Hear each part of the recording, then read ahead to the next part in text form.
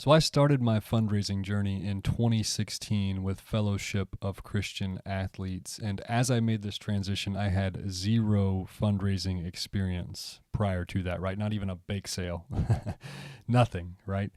And I moved to an area, a new town, right, that was 2 hours away from where I was living and 1,000 miles away from where I grew up, where I had no relationships, no connections. I adopted a local chapter of an organization that had no money in the bank, and I started attempting to fundraise the entirety of my salary, benefits, and cost of executing on the mission, which I believe in year one was somewhere around $75,000. That was the goal, something like that. I think I only ended up raising about 55 to 60,000, something like that. But either way, that was the goal that I was pushing toward. And, of course, as you travel down this path of first digesting the information that I'm going to have to fundraise the entirety of my salary, benefits, and costs of executing this mission, which was challenging in and of itself, you start to figure out, okay, how do I go about doing this? And one of the first things you do is set up a potential donors list, right?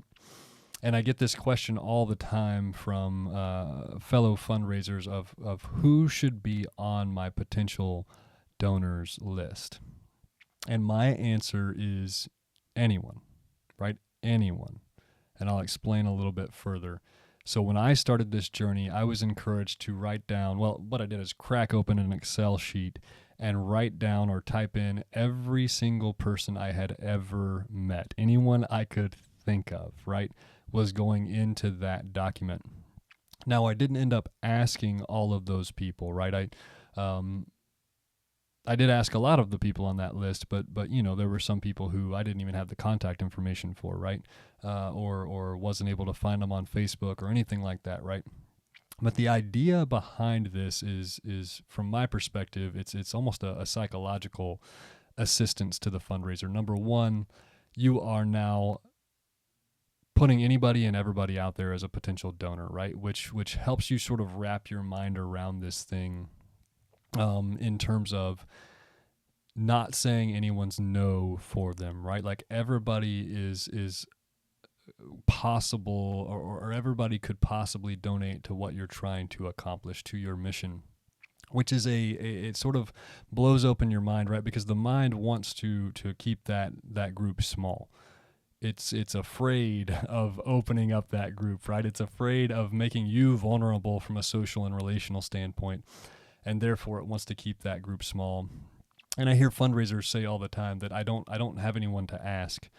And it's like, well, you do, right? There's one of two things going on there. Number one, you're scared, you're afraid, and totally understandably so, right? But what you should be saying is that I don't have anyone I'm willing to ask, right? You do have people to ask. Or two, you're just, you're not using your brain. You're not thinking creatively enough, which it doesn't take that creative of a brain to just think like, okay, who's anyone? Anyone. Put their name down. They're a potential donor, right? And then another good thing that happens as we put anyone down on this list, right, is that we start to feel that fear that I'm talking about, right? There are particular names that we put down that if we're paying close attention to the inside of us, we can be like, oh, I don't know about that. Like, I do not feel comfortable with that, right? And I'm not saying that that's always a bad thing that should be ignored, but it's something that it's really good for us to start paying attention to. Because if you know anything from other videos that I have, you know that I'm very passionate about the fact that it's emotional obstacles that often push people out of the fundraising space, more so than bad strategy, right? It's carrying the emotional weight that comes with fundraising. A lot of people just eventually get to the point where they say, I don't want to carry this weight anymore. I'm out of here, right?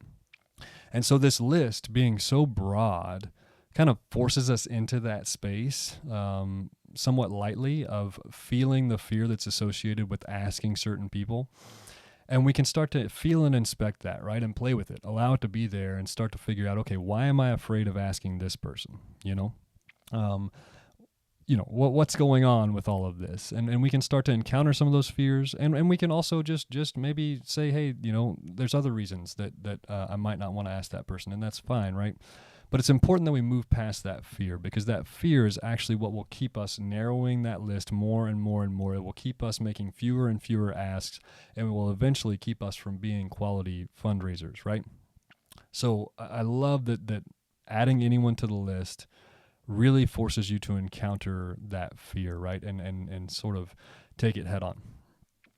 And then another piece of this puzzle of adding anyone to your potential donors list is that fundraising is at the end of the day, it's a numbers game, right? At the end of the day, if you connect, share, and ask with a lot of people, you will raise money for your organization. If you connect, share, and ask with a few people, you're going to raise just a little bit of money for your organization, right? And so again, adding anyone to the list just gives you a broader prospect list, and it always gives you someone to ask, right? Even if it's like, I don't know what they're going to say, I'm nervous, whatever it might be, right? Like, it gives you someone to initiate a conversation with. You always have something to do in the fundraising realm whenever you look at it this way, right? And an important lesson that I've been touching on here through different comments is that you don't ever want to say someone's no for them, right? That's another thing that adding anyone to the list does, is you're not saying anyone's no for them. You're not ruling anyone out because you think, oh, they're going to say no, right? Or it's not going to go well or whatever. Nope. Add them to the list. Don't say they're no for them. I can't count the number of times that I thought somebody was definitely going to give and they didn't, and vice versa, right? I thought there's no way this person gives and they give generously. You know, it's you just never know. We make all sorts of assumptions about people, and we're better off just entering into it and saying, hey, let's see how this goes, right? So it's really, really important that we continue to push toward this mentality of anyone being a potential donor. Now, of course, you're going to find people that have more chemistry with what you're trying to accomplish and so on and so forth, but turn over every rock, right? You've got a great mission. It's worth pursuing a broad constituency of people to potentially support it. So add anyone to the list. The answer to the question, who should be on my potential donors list, is anyone.